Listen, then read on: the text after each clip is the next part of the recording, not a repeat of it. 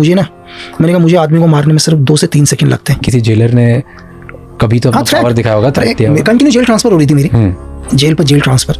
तो एक जेल में मैं पहुंचा तो सुबह एक हेड कांस्टेबल आया मेरे पास, बोला सुपरिटेंडेंट सर बुला रहे हैं। मैंने कहा ठीक है। गया मैं, जाने के बाद बैठा हो वो पावरफुल जेलर, बोला कि लक्की पढ़ते, बोला देख मेरी जेल में बहुत डिसिप्लिन चाहिए होता है मेरे को। बोला ये सीक्रेट सर्विस नहीं है, स्पेशल फोर्स नहीं है, यहाँ मेरा कानून चलता है। तो उसने बोला कि यही चीज़ की भाई मेरी जेल में डिसिप्लिन ये वो चीज़ है, और बोला बाकी जेलों जैसा यहाँ नहीं चलेगा। और बोलता एक चीज़ और है मेरी जेल में खास।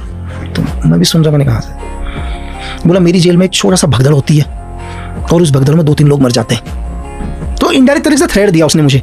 मैं खड़ा, फिर बोला हाँ ठीक है। बोला कुछ कहना है तुम्हें? तो मैं उसको देखा यार, मैं तो समझ ही गया ये तो थ्रेट ही है करके।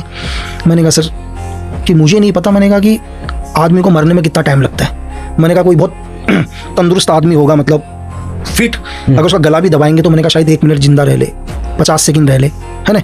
मैंने कहा सर कि मैंने कहा मुझे आदमी को मारने में सिर्फ 2 से 3 सेकंड लगते हैं, बस वो मेरे रेंज में आना चाहिए। और मैंने कहा अगर तेरी जेल में कोई मर गया तो 302 में तुम भी मेरे साथ ही आओगे अंदर।